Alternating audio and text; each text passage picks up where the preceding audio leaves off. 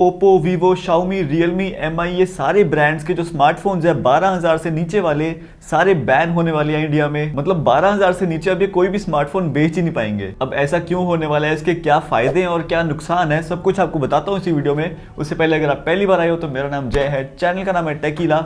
Let's get started. तो recently ना एक रिपोर्ट निकल के आई है इंडियन गवर्नमेंट की तरफ से, जिसके अंदर उन्होंने कहा है कि जितने भी ऐसे स्मार्टफोन ब्रांड्स हैं, चाइनीज स्मार्टफोन ब्रांड्स, ये 12,000 से नीचे वाले अपने स्मार्टफोन्स को बंद कर दें। क्योंकि अभी अगर आप देखो तो इंडियन मार्केट के अंदर जितने भी स्मार्टफोन ब्रांड्स हैं वो ज्यादातर चाइनीज ब्रांड्स ही हैं। और 12,000 से नीचे वाली जो कैटेगरी है ना, उसका मार्केट शेयर बहुत बड़ा है। अगर कोई भी इंसान अपना पहला स्मार्टफोन खरीदता है तो वो 12,000 से नीचे खरीदेगा ना, कोई सीधा 20-25 हजार का स्मार्टफोन जाके तो खरीद नहीं लेता। और वैसे भी इंडिया में बहुत सारे लोग हैं जो इस प्राइस रेंज में स्मार्टफोन लेते हैं। तो इसीलिए गवर्नमेंट ये डिसीजन लेने का सोच रही है कि इस प्राइस रेंज में जो ये सारे ब्रांड्स, चाइनीज ब्रांड्स मिलकर जो डोमिनेट कर रहे हैं इंडियन ब्रांड्स को, इनको हटाया जाए और इंडियन ब्रांड्स को आगे लेके आया जाए। अभी अगर आप इंडियन ब्रांड्स के बारे में सोचो तो आपके दिमाग में क्या आएगा? माइक्रोमैक्स, लावा, कार्बन, इंटेक्स, ये सब ब्रांड्स हैं मेरे ख्याल से इंडिया में। और ये भी बहुत ही गिने चुने ब्रांड्स हैं। मतलब मुझे याद भी नहीं कि इन लोगों ने कब अपना लास्ट स्मार्टफोन निकाला था। तो अगर ये चाइनीज स्मार्टफोन्स बैन हो जाते हैं इस कैटेगरी के, तो इंडियन ब्रांड्स को एक बहुत ही बड़ा पुश मिलेगा, बहुत उनको एक बड़ी अपॉर्चुनिटी मिलेगी। क्योंकि अभी का जो सिनेरियो है ना वो ऐसा है, जो तो चाइनीज स्मार्टफोन ब्रांड्स है ना, वो उन सब ने ना इनको डोमिनेट करके रखा हुआ है।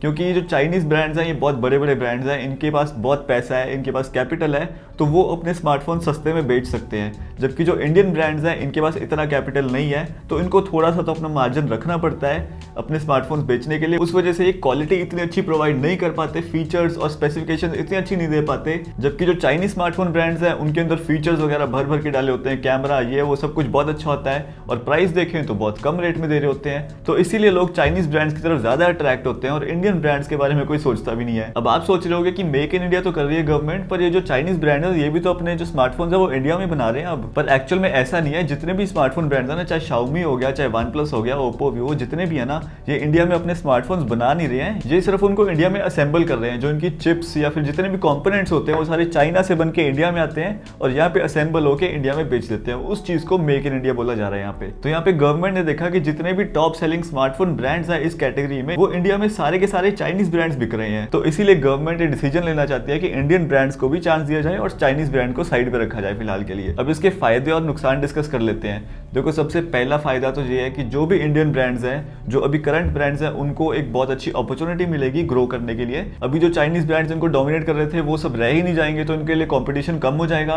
तो इन ब्रांड्स के लिए बहुत बड़ा फायदा ये। सेकंड फायदा ये है कि इस चीज को देखते हुए कुछ नए ब्रांड्स भी खड़े हो सकते हैं इंडिया के अंदर, जिसकी वजह से हमको इंडियन ब्रांड्स में चॉइस मिल जाएगी। एंड एक बहुत बड़ा फायदा हमको ये हो सकता है कि अगर ये इंडियन ब्रांड्स यहाँ पे स्मार्टफोन्स बनाएंगे तो उतनी अपनी फैक्ट्रीज लगाएंगे, उतने वर्कर्स इनको चाहिए, तो यहाँ पे एम्प्लॉयमेंट भी बढ़ेगी। बट अगर नुकसान की बात करें तो हमारे लिए थोड़ा सा नुकसान हो सकता है। जो कंज्यूमर्स हैं उनके लिए नुकसान ये होगा कि देखो, अभी क्या है, जितने भी इंडियन ब्रांड्स है ना, उनके अगर आप स्मार्टफोन खरीदो तो उनमें कुछ ना कुछ इशू रहता है, सॉफ्टवेयर का इशू रहता है। मतलब जल्दी जल्दी अपडेट्स नहीं आते, उसके अंदर बग्स रहते हैं। तो अगर चाइनीज ब्रांड्स खत्म ही हो गए तो हमारे पास कोई चॉइस ही नहीं बचेगी ये स्मार्टफोन खरीदने के अलावा। एंड फिर चाहे स्मार्टफोन इनका अच्छा हो या ना हो, हमको वो खरीदना ही पड़ेगा। तो ये एक बहुत बड़ा नुकसान भी हो सकता है। एंड सेकंड नुकसान हमको ये हो सकता है क्योंकि कंपटीशन इन इंडियन ब्रांड्स के लिए खत्म हो जाएगा, चाइनीज फोन रहेंगे ही नहीं, तो ये अपना मार्जिन भी बढ़ा सकते हैं। जो फोन पहले 8,000 का बिक रहा था, हो सकता है वो उसको 9 का या 9.5 का कर दें। तो ये चीजें भी हमको फेस करनी पड़ सकती हैं। अब देखो, अगर तो ये इंडियन ब्रांड्स इस चीज को पॉजिटिवली लें और इसके ऊपर काम करें तो सब कुछ ठीक हो सकता है। मतलब ये लोग सोच लें कि हम इस प्राइस रेंज में जो स्मार्टफोन बेचेंगे वो इन चाइनीज ब्रांड से भी बेटर होगा, कि अपने सॉफ्टवेयर के ऊपर काम करेंगे, प्रॉपर अपडेट्स देंगे, इन चीजों पे काम करेंगे, फिर तो इंडियन ब्रांड्स के लिए भी और कंज्यूमर्स के लिए भी, दोनों के लिए फायदा होगा। बाकी आप बताओ, आपको क्या लगता है कि गवर्नमेंट अगर ये डिसीजन लेती है तो वो सही होगा? मतलब इन चाइनीज ब्रांड्स को